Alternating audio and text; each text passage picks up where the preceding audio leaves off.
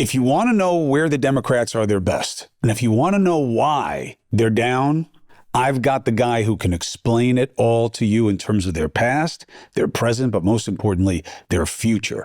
I'm Chris Cuomo. Welcome to the Chris Cuomo Project. One of the great names in Democratic politics is Governor Terry McAuliffe. Why? He was there with Clinton. He helped build that machine. He then helped build the party after it. And then he became a governor in Virginia, even though he was from New York. How did he pull that off? That's why Terry McAuliffe is such an interesting point of reference for Democrats. What is working and not working for them right now? What is the future? And by the way, why is Terry McAuliffe a name that you're going to want to get to know? Here it is.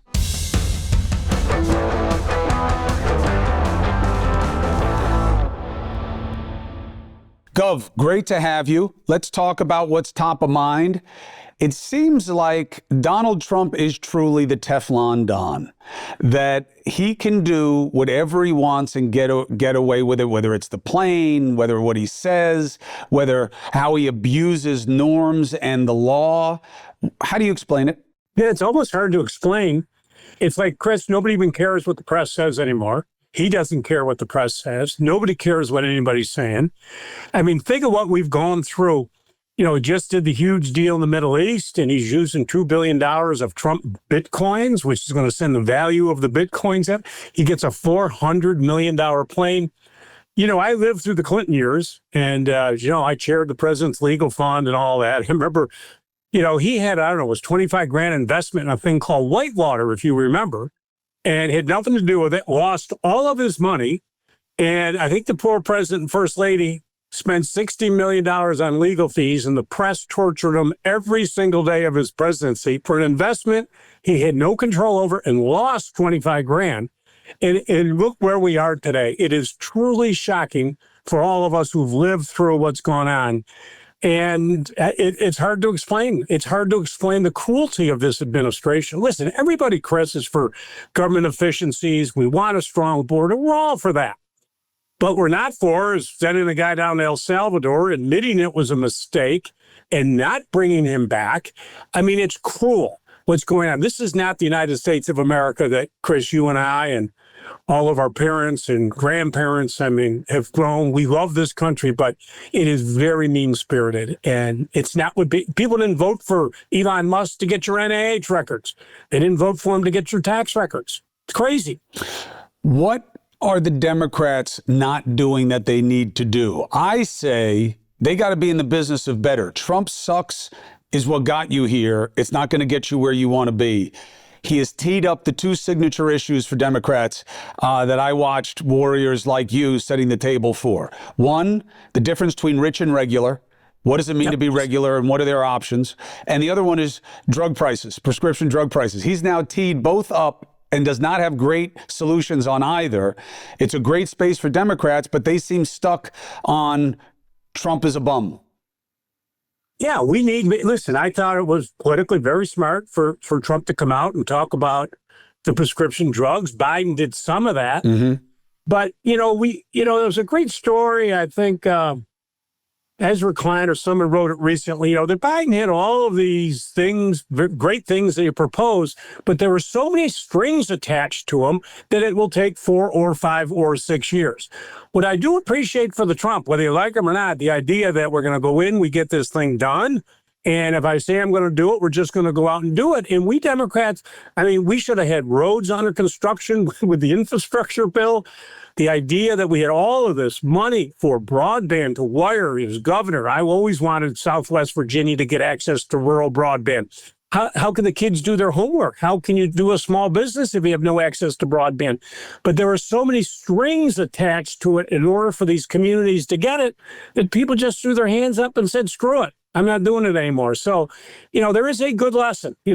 Let's do it. Let's get it done. The public doesn't care. They just want it done. Chris, they want the roads to work. They want low taxes. They want their grocery prices low. They want gas prices low. This is not, and that's what we ought to be focusing on every single day. Going around saying Trump's a bum, good. It may make you feel good. It's not moving the ball forward. We got to come up with big, broad ideas. reform of the tax code, taking people's taxes down for the people who need it the most. And that's the stuff we ought to be focused on. And I saw Chuck Schumer today. I mean, the Senate's got to get a lot more aggressive. He's putting a hold on any judiciary nominee until he gets more information on the playing. Well, if you recall, under the Biden administration, Chris, they put holds up every single day against Democratic nominee. Why are we not treating them? And we had much superior nominees than what the Trumps put up. We got to play tough. They play tougher, and it drives me nuts. I think it's play tougher, yes. What field, I think, is what matters. I think that what Trump has going for him is that he is a symbol of rejection of norms in the establishment, that people believe the system is set up against him. He is there to break it. I was just saying to my team, he is the equivalent of slapping the side of the television. They're like, when you can't get the antenna to work, when you can't get the signal, when it's not, eventually you just slap it and you hope it does something, but at least it feels good in the moment. That's Trump. You guys have to find the field of play where people will see you as the solution and not part of the problem. Right now, Democrats own the establishment. You know, which is absolutely so crazy, Chris. If you look at the history of our party, you know, on healthcare, on education, on tax reform, it's our party that has always tried to lift people up. I mean, if you look at the Trump tax code, it's going to help. You know, Chris, let's be honest, guys like you and me, and you know what? You and I don't need a tax cut. We don't want it. We don't need it. But there are so many people in America today that actually needed to be lifted up economically. And that's traditionally what but listen, he's a great salesman. You and I, I've known the guy for 30 years. He is a great salesman, and he talks common sense, and he says the stuff that, you know, people like to hear. I think sometimes Democrats get a little squeamish about how they, you know, we make things so complicated. I mean, just lay it out. But listen, yeah, the prescription drug, I think, was very smart. We got the American-Israeli hostage out. That's, you know, great. He's talking about $1 trillion of investments on this Middle East deal. I don't know if any of it's ever going to come to fruition, but the public likes to hear that. And we've got to do that. We got to be big and bold. We need politicians in our party who are actually fun, Chris. We have so many lemon suckers that people just tune us out. And, you know, they like folks who are going to just sort of lay it out, have some fun doing it.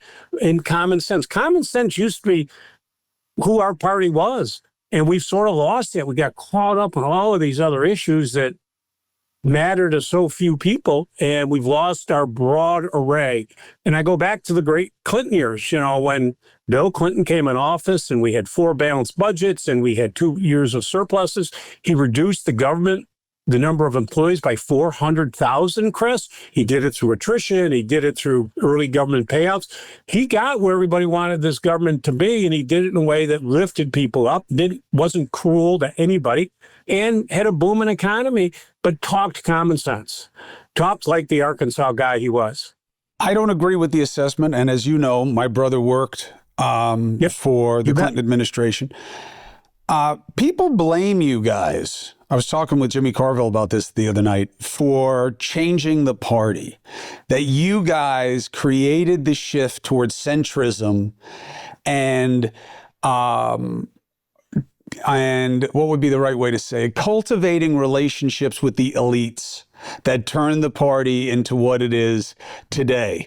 That the Republicans became the blue collar party and you guys became the party of the elite and the limousine liberal. That was what Clinton did to the party. Geez, now, you know, I would argue differently. Of course, he lifted more people out of poverty than any president in the history of the United States of America. Did the CHIPS bill, you know, the health insurance bill for so many children that would have no access. And I can go right down the line. I mean, listen, when he left office, there's a reason why he left office with the highest approval rating of any 2-term president in American history. Everybody was doing great. He actually raised the taxes, Chris, on the wealthiest when he was in office. So, you know, I would go against the premise. But, you know, people say move the party. And I don't even know what that means. Am I a centrist Democrat? I don't know. I was a very pro-jobs, pro-business governor of Virginia. And guess what? I created a record number of jobs, and parents could tell their children, you're in Virginia, you're going to get out when you graduate from high school or technical school or college, go to Virginia. we've got all these open jobs for you. So, I built roads and I record investment in education. I don't know what you actually call that, but I call that a common sense governor who did the things that people want us to do. They want their elected officials to just deliver.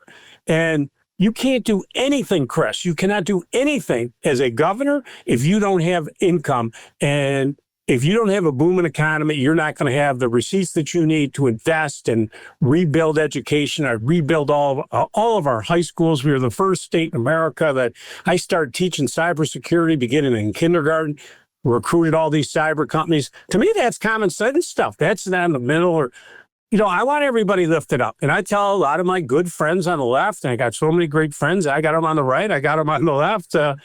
You want me to invest as governor in these programs. How do you think I'm going to pay for these? I have to do it through economic revenue that comes in from people being employed with high-paying jobs. It's the only way, because as you know, Chris, a governor does not get like someone who works in Congress or the presidency.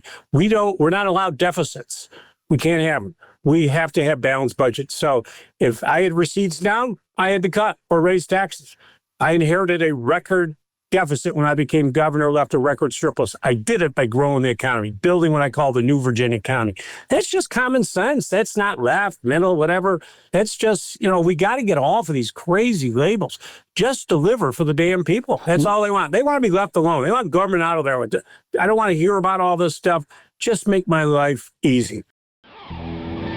Support comes from AG1 NextGen. Oh, I love good news, and I love new that is better. The AG1 that I've always been talking about, I tell you what is the key?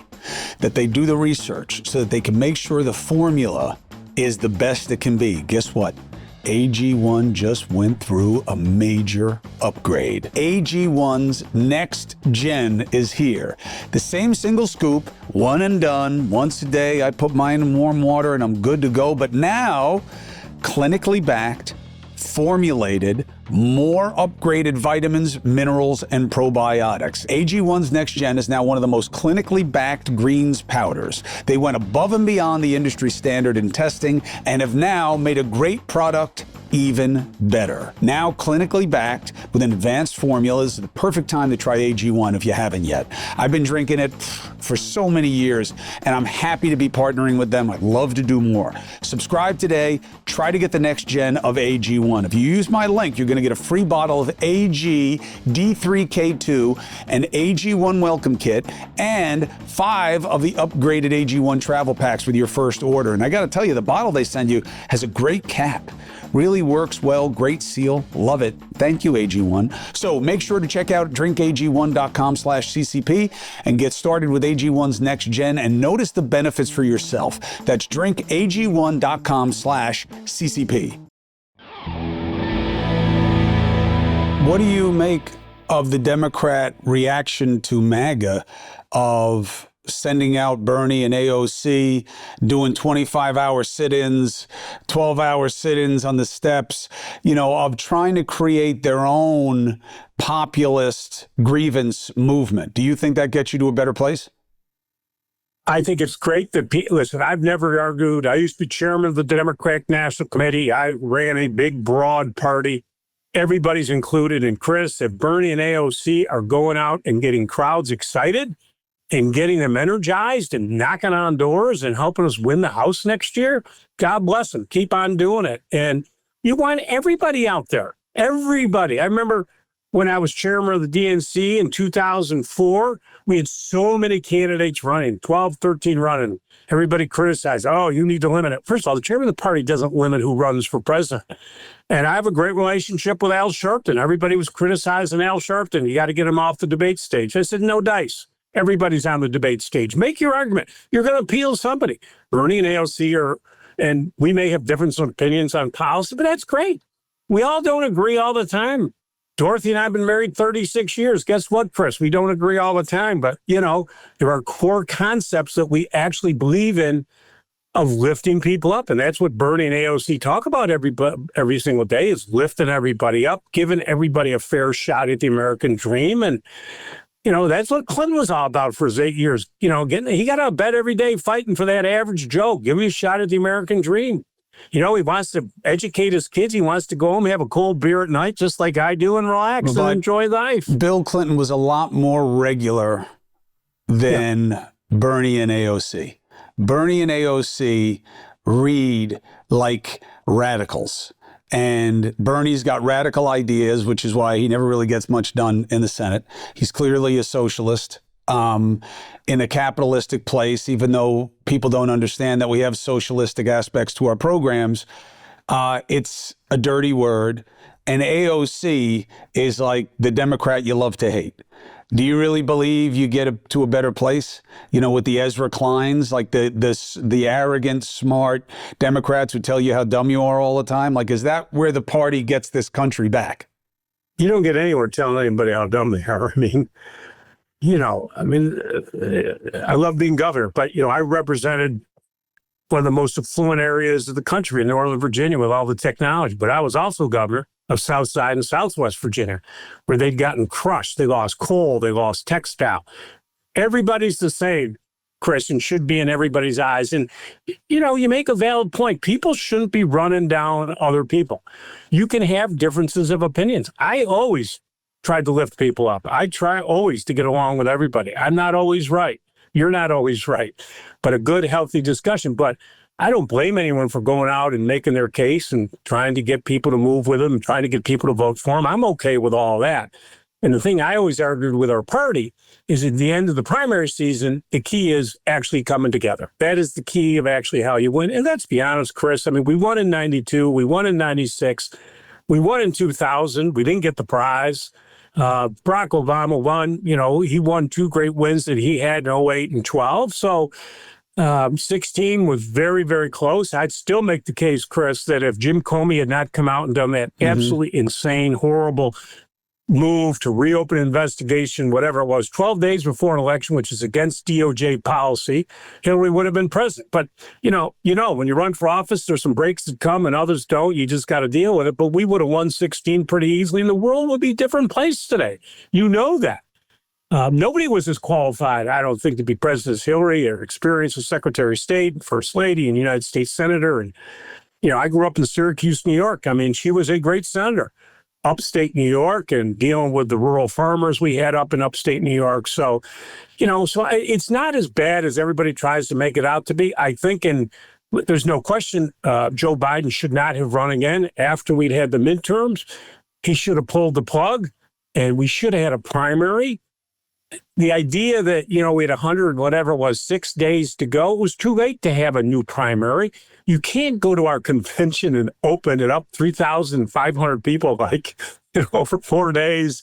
So, she got dealt a very bad hand. I think she did the best she could with the hand she had. But, 70% of the people in 2024 saying the country's heading the wrong direction, that was going to be a very hard deal. And going to your point, it's amazing, Trump. He talked about things. He talked about inflation. He talked about immigration, 2 hot button issues. We should have done a much better job, and we should have talked to them more often about those issues, because that's what people are concerned about.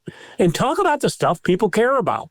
The reality that the party has its lowest ratings since measurable history. Why? Because Democrats are mad at you for allowing Trump back in, because of what Democrats have become. Why? What do you attribute to that? Okay, you keep saying you like, I run this party, but, I was chairman. I see you as a... I was 20 years ago. I know, but in truth, why do I say that? Because I grew up with you, and I respect where you're coming from, and Carville, and a few others who are still crazy enough to want to stick their heads up, as what your party is at its best. Yeah, that's why we're sort of in-your-face Democrats. There's no question, people. We don't mince words. It is what it is. We say it. I think too many people, as I said earlier, Chris, they're just so controlled about. Listen, here's Donald Trump talking about Arnold Palmer's manhood. We can go all through the crazy things he did. None of it mattered. None of it mattered. Nobody cared. He could say whatever he wanted. And That's because it was all proof that the norms don't apply. Trump is a symbol. He's in a 100%. Sweet spot. He's in a sweet spot, and it's fair, unfair, lucky, whatever. It's where he is. Yep. When you're a symbol, people don't have to just reject you to change to move the needle. They have to admit that they were wrong about what they made you a symbol of. And no one is going to admit that they were wrong to be angry at the system. And that's why he gets the pass that he gets, even with the plane. He's a rich guy. The plane doesn't mean to him what it would mean to Joe Biden. And I'm still pissed at what I'm pissed at. And I'm not going to go bad on Trump, because then it means I was wrong to be pissed. And I am not wrong to be pissed. That's what you're up against. Yeah, but one thing, Chris, there is a huge difference, which you and I have got to discuss. And look what went through with Hunter Biden and all the stuff, and now we've got the kids over doing business all over the world. They have a much better mechanism of getting their message out than we do. They will take something, let's take Benghazi. Turned out to be, Hillary Clinton didn't do anything wrong with Benghazi. She was Secretary of State dealing with a CIA post over in Benghazi. But that went on, Chris, for a year. Look what they did to Hunter Biden for a year. This is peanuts money-wise compared to what's going on today with the family. But they drive it. They get that message going. Whether you like it or not, Fox is a very effective communicator to the message to the people who want to hear that type of message. And then they've got this huge, and where we really failed in 24, our party really failed, is they had a much better job of communicating through the social media platforms than we did. They were talking to people. I got 5 kids, and they're on their phones all the time. I know firsthand that they were reaching out to them with all these very specific targeted messaging. And we didn't do that. And I'm trying to help the party now get us up. As you know, when I was chairman, I built the party's first voter file, 300 million names. We got to get better in talking to people. We can have a great message, but if we don't have the medium to communicate with them, what good is it? We got to have all that ready for the House races next year. We're going to have a good year this year. We're going to sweep Virginia races. We're going to sweep New Jersey, the governors and everything else. Next year, I guarantee you, Chris, please invite me back on. We are going to win the House of Representatives. And then we're going to get ourselves up for what goes on in the future. How do you win the House if you guys aren't in the business of better? If everybody is campaigning saying, look at what he did, look at what he did, look at what he did on this, look what he did on that. Why do you think that the people who voted against your candidates, Democratic candidates, so you don't have to own them, Terry, thank you, will say, yeah, you're right. Now you're right. Now he's a bum. Don't they have to offer something better? They do have to offer something better, but let's be clear. You look at the Senate seats that we won, Ruben Gallegos, you can go through those back in 2024. And I'll just say this, as you know, you take those couple swing states, she lost by 120,000 votes. If we had shifted 60,000 votes, Michigan, Wisconsin, Pennsylvania, she'd be president. Okay, 60,000, it is what it is. You can look at any permutation. But it wasn't this gigantic mandate for Donald Trump. He basically got the same vote he got in 20. We got 6 million less voters. That's the concern. And we can all spend a lot of time going through it. But yeah, we have to have a good message. But look what's happened, Chris. We've had 2 special elections for the House in Florida. We cut the margins in half.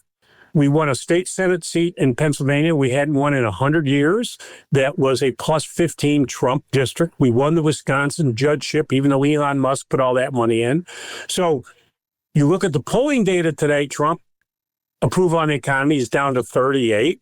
And, if you have your incumbent president at 38 and look at the price of food, those are up. They are not down. He promised to fix it. He promised he'd get Ukraine done as president-elect. It's not done.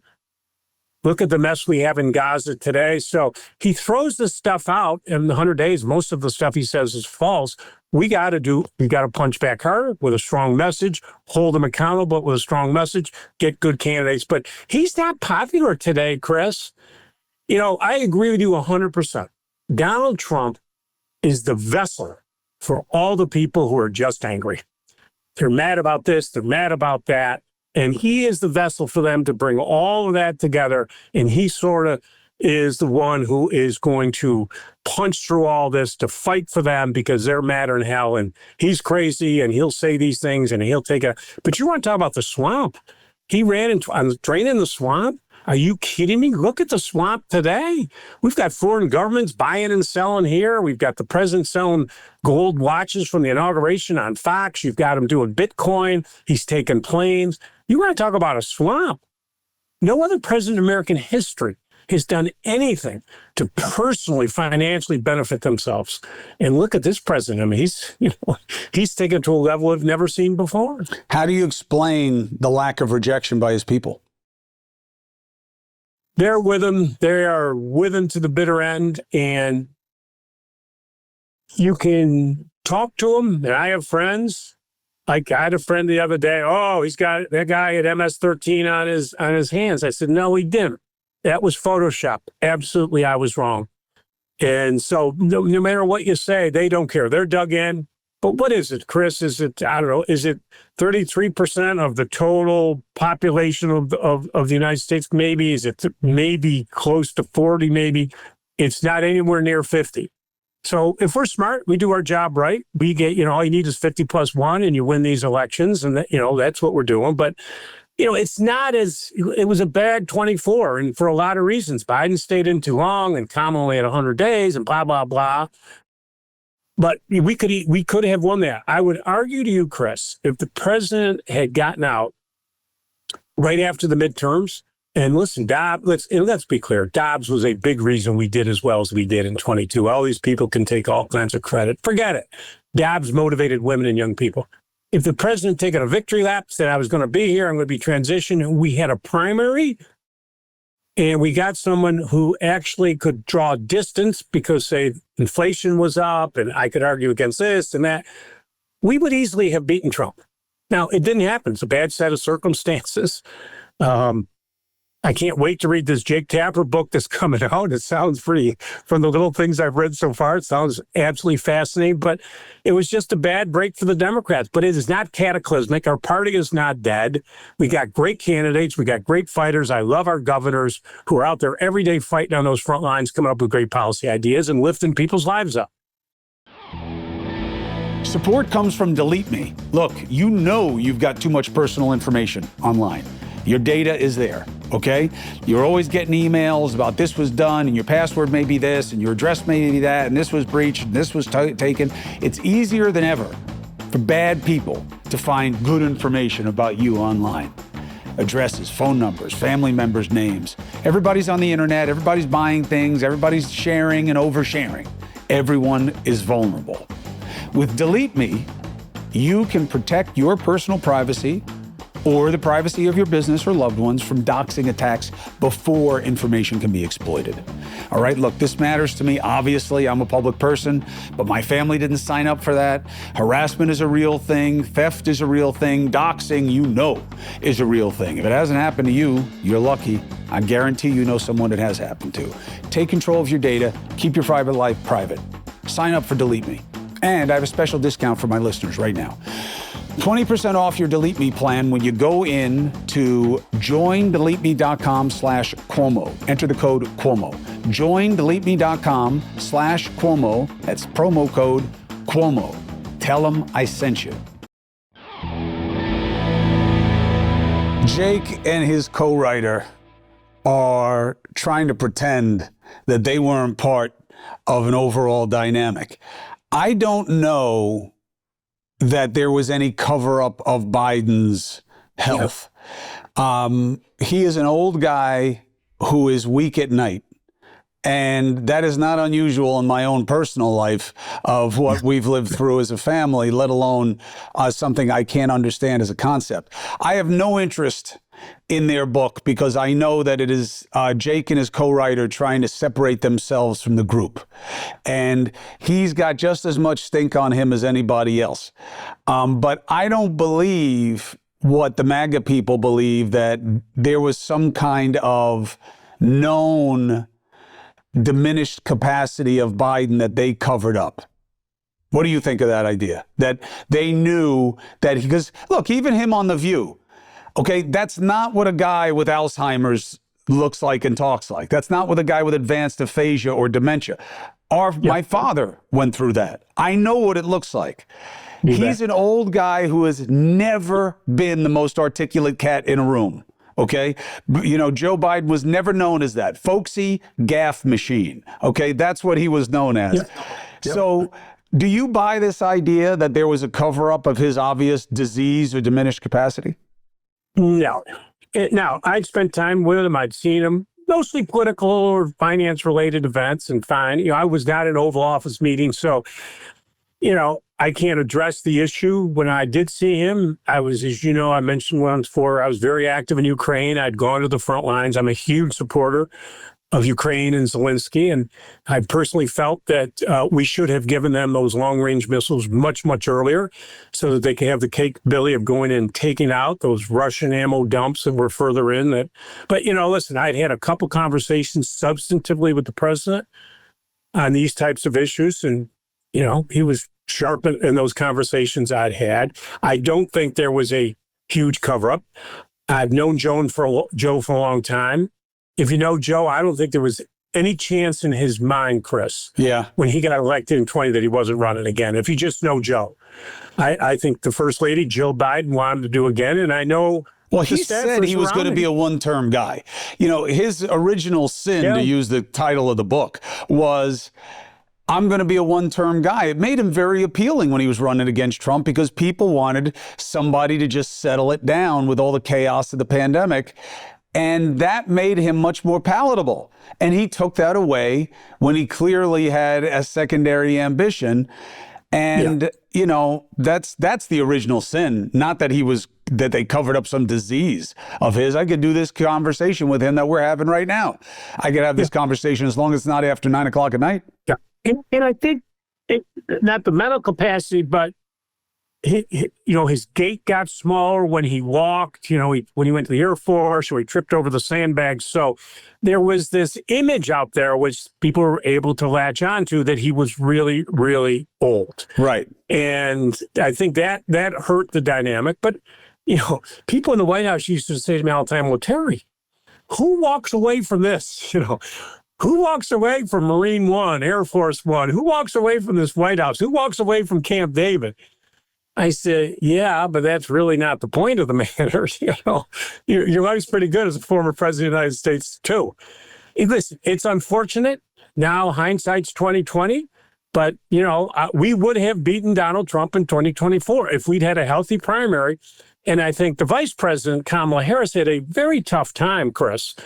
She differentiates. I mean, she couldn't run as, you know, anti-Biden policies. You can't. You're part of the team. When my lieutenant governor ran for governor, he couldn't run against me. I'm with you about that. But do you guys give her too much credit? I mean, she didn't even make it to Iowa, and she threw Biden under the bus as a bigot. And she was so shitty early on that they hid her. Then they brought her back, gave her a Fugazi title, which wound up coming back to haunt her with the border czar. I mean, where does this affection and appreciation of her political skills come from? Well, I would hope and believe the president picked her for her skills to be vice president, more so than the political skills. But it is what it is. Once she was vice president, and once he pulled the plug in August, with so little time left, Chris, I mean, there really was nothing to be done. And when you look at the exit polls, when, you know, immigration was a top, inflation was number one, and he won inflation by 30 points. The number two issue was immigration. He won that by 64 points, Chris. So you're almost talking 2/3 of the people who voted their number one or two issue. He'd gotten, you know, 2/3 of those people overwhelming support. We had to run someone who could run against it. I'll focus on inflation. I'll close the border. I'll make the border stronger. And I guess, Chris, going back to how you and I started, this is not rocket science. Like, why were we not talking about inflation? Why were we not talking about closing the border? Everybody wants a strong border. We don't want people just coming in, flooding in. AOC does. Yeah, well, that's not where Americans are. But that's where the party moved to on that issue. That's why you guys got so quiet on it. If you're a governor down in, Arizona, New Mexico, and Texas, they deal with things we don't have to deal with up here. And it makes it hard. But, it was a big issue, and he latched on early to that issue, and we should have been stronger earlier on those issues. And, when the White House came out, Bidenomics, nobody even knew what that meant. I didn't know what it meant, and I follow this stuff every single day. Talk about the price of eggs and gas and milk. What do you think about Tim Walsh being out there saying we got to lean more into woke policies and where we were? I mean, look, I found him to be a very compelling persona when they picked him. Yeah, Midwestern. And I love the whole football coach guy. Yeah, and I really think that I honestly believe that guy exists and has been shit on in America for about 7 years. And it doesn't matter if he's an Italian for Queens or a white guy from Ohio or whatever he is from California or whatever he is from the South. They are the same guy. They are, guys who are worried, who are protectors, and who don't want their traits that make them men to be seen as deficits. And that's the guy who's up for grabs. And they happen to be the demographic group who's doing the worst. 100%. Younger men who are trying to figure out who to be and how to be are getting crushed by the left and crushed by the country. And whoever wins them, I think, wins the next cycle. Yeah. And just talk to them in the comments and stuff they care about, Chris. They want a good, high-paying job. They want great quality of life. And, that's why I always say for president, I always like governors because things that affect people every single day. It's your education. They're real executives. Real executives. Do you think your party gets what you get, though, right now? Or because when I see Bernie and AOC running around, I see MAGA redux. I see that you guys the Democrats are making a classic mistake, which is to try to be what beat you. And that doesn't really work well in politics, doesn't really work well in sports, and really doesn't work well in fighting. If you try to do what got you knocked out, usually you don't address what made you open to that blow in the first place, which is why you got knocked out. It wasn't what they did, it was what you did. So when I see them running around and how they're talking, it seems like doubling down on what makes them unpopular, not popular. Well, or you're talking to the people whom you've already got. You're talking to your base. We win elections by expanding the base. And I know the people for me, you get ahead by, bringing in other people and expanding the base, and that's key. But they want Democrats to fight. I grew up in Syracuse. I used to go down to YMCA every Saturday and box. I love boxing. You hit me, I'm going to try and hit you back twice as hard. Because you're fighting for them. You're not fighting for yourself. You're fighting for them. Right. And they want to see somebody, and that's what they like about Trump. And listen, I think it's brilliant that he went to the Super Bowl, UFC championships. Brilliant. I mean, people like sports. People love sports. And he's out there. He's got sports figures around him all the time. Going to that young male you're talking about, Chris, they like it. Look, he went to the Super Bowl. He's at the UFC fighting championship. He saw the kid get the wrestling award, the national championship. That's good stuff. We need to be doing those kinds of stuff. I love to do it. Governor, I threw out the first pitch, and everybody's booing. When you're a politician, generally, when you go to throw out the first pitch, or, oh my God, they just scream at you. All you got to do is laugh. There's nothing else you can do, but you do it. I used to do the big racetrack in Richmond. I would do the Formula One race. Oh my, when I would do the flag, oh my God. But I showed up. Yeah, I think you get credit for showing up. Support comes from Cozy Earth. Listen. Recovery is everything, okay? The older you get, the more you need it, all right? You want to build muscle? You better be sleeping. You want to have better cardiovascular? You better be sleeping. You want to lose weight? You better be sleeping. And that is the beauty of having good bedding and good bedwear. And that's what Cozy Earth is all about, to create a sanctuary within your home, a refuge from the demands of the outside world that can help allow real recovery. Cozy Earth sheets are built with this breathable technology. You really do feel cooler when it's hot and you feel warmer when it's cold. I don't know how they do it, but I'm telling you it works. Durable weave fabric, it doesn't pill, seems to get only better the more I wash it, and it's guaranteed for 10 years. The ultimate ingredient for a luxurious sleep is softness. Luxury shouldn't be out of reach. Visit CozyEarth.com and use my exclusive code, Chris, for up to 40% off Cozy Earth's best-selling sheets, towels, pajamas, and more. Trust me, you will not regret it. That's CozyEarth.com, code Chris. And if you get a post-purchase survey, tell them you heard about Cozy Earth from the Chris Cuomo Project. Sanctuary awaits at Cozy Earth. Do you think that your party has the horses? I always believe the message, everybody disagrees with me about this. I believe that Democrats have to be message first and then you find the messenger. But 100%. In political media, we like to do it the other way, which is, no, let's find a really cool person to cover and build up and then tear down, and then the message will kind of emanate from them. Do you think that you have your message or your messengers? No, not even close yet. No.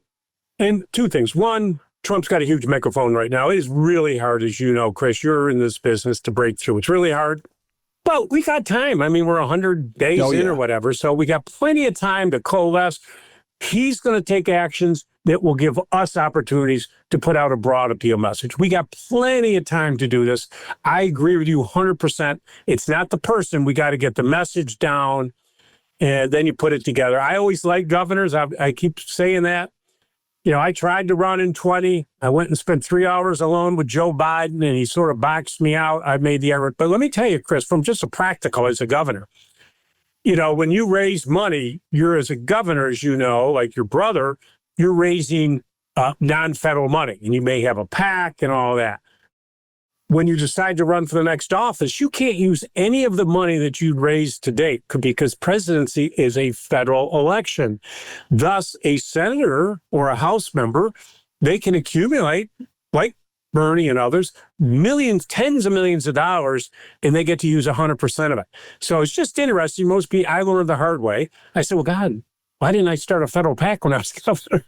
But, there are practical things which actually make it tougher for a governor. But, listen, Bill Clinton did it. We've had a lot of good governors. Reagan was a governor. Clinton was a governor. We've had a lot of governors who have come through, which I think are, I like it. They're executives and they make decisions every single day. Well, you could run in the next cycle. I couldn't. I never close anything off the table.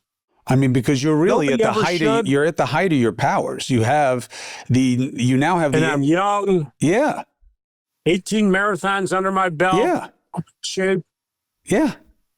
I'm down 11 pounds. I've been lifting weights. I feel great, bro. That's exactly right. That's what I'm trying to say is, the idea that, we're talking, I see you as a sage within the party, but one of the reasons that I've been, chasing you around to have you on is because I don't know that they have better than you. Well, listen, I have a good sense of humor. I have fun. I make fun of myself. I don't take things too seriously. I mean, let's think about this, Chris. They had a New Yorker become governor of the Commonwealth of Virginia. Yeah. You never had a Yankee before the Commonwealth. Because, just plain talk. And, I tried to do it again. 20 was a really rough year. The president was down. Afghanistan was down in the low 30s. So I would also make the argument, Chris, these elections in this year in Virginia, because of the damage he has done to Virginia and Maryland and D.C., but we have governors, Lieutenant Governor, Attorney General, our House of Delegates this year. People are so angry with him. He's down to where Biden was, where I was in 21, down in the low 30s. And I think we're going to have a great year here in Virginia. I think we're going to have a great year up in New Jersey. And then, Chris, you know how this works. Oh, the party's back. They won the two big governors. They won the mayor of the other party. You know how quick this moves on. Mm-hmm. We had to go through this purgatory that we went through. And then we'll head into the House races. And then, things will start to congeal. He's not running again. But I will make this prediction. I think he's gone so extreme on trade policy, on the whole deportation. I mean, people are just terrified of what's going on in this country today, that Trump ultimately will be the end of what he built, of the strength of the MAGA movement by the time we get up to 2028. People just aren't into it. Inflation, you've seen the bond prices, it's going the opposite direction of what he promised us. He's not bringing the price of goods down. He just capitulated on China. We went through all this stuff with China, 145. Let's call Let's call it what it is, Chris. He blinked. He blinked. Mm-hmm. That's what it looks like right now. I mean, we're getting spin, but it does seem like China came away from that table pretty happy. Very happy. You bet. They have an ability to go long term. They still own a third of the debt of the United States. If China tomorrow said, I'm not buying or renewing my bond purchases for the U.S. government, our treasury bills, we'd be in a world of hurt here. So, but he just throws all this stuff out there willy-nilly and sort of sees where they all fall down. And it's just, I'm upset about how he treated Zelensky in the Oval Office. That was so disrespectful. Why do you like Ukraine so much? Well, I can tell you, my dad was a captain in World War II. My son, a captain in the United States Marine Corps. I love our military. Here was a democratically elected country that was invaded by a dictator, Putin. And I've met with the troops on the front lines, what he has done over there, decimated the country of Ukraine. I love free countries who fight for their democracy, fight for their liberty. Why did you go over to the war zone, though? You know me, Chris, if I want to see something, I want to see it. So, they had a little 5 mile outside Kiev, no American could go. I teamed up with some folks and said, I'd love to go to the front line and meet the commanders on the front line. And I did. And I spent a couple days up there. This was back in April of 2023, in the beginning of the war. So I got a lot of good information out of there. I came back and told everybody I knew the things that were happening on the front lines. But listen, Chris, we're either a superpower or we're not. And if you think for 1 second, listen, Putin wanted all Ukraine. I give the Ukrainians credit. They landed, paratrooped into Kiev. He pushed them all out. They now control about 20% of the country. He's not stopping at Ukraine. You think of these other countries in Lithuania and Poland. Yeah. He wants to get the grand old Russia back, the old band back together. And if we don't stop him here, he will continually and cost us a lot more money and a lot more aggravation with Europe if we don't stop him here. So I happen to come from a place that, and listen, we should have been a lot tougher. We should have given the long-range missiles. I give Britain, they sent their storm weapons in long. We should have done that earlier and really pushed back on Russia. But listen, they attacked a freely elected democratic country and have killed all these people. And I'm involved in this thing called Ukraine Saves that goes all of these children who've lost their parents. And thousands of children, Chris, have been taken out of Ukraine into Russia to be re-indoctrinated. They send them to these camps. Yeah. And I'm talking thousands of kids. And Ukraine Saves, I think they brought about 400 kids back to their families back in Ukraine. But it's an atrocity that's going on over there. No other way to look at it. Well, I got to tell you, Governor McAuliffe, it's great to get your head on the party. But the big takeaway for me is that you still got your head in the game. In the game, fighting tougher than ever, baby. Ready to go. Because I'm going to be calling on you early and often to come in as a state of play, because I think that you're a leader. You have been, and you should be, and will be. So, Gov, thanks for being with us. Thanks, brother. You're the best.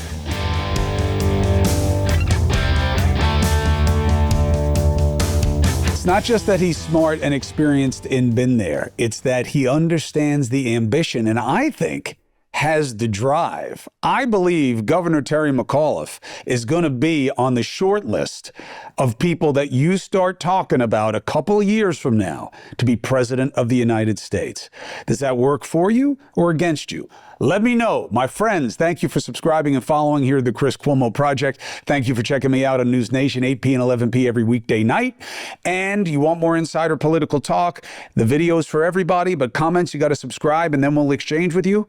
Join the Substack, get the podcast ad-free, and a lot of other exclusive content. My friends, the problems are real, my brothers and sisters. Let's get after it.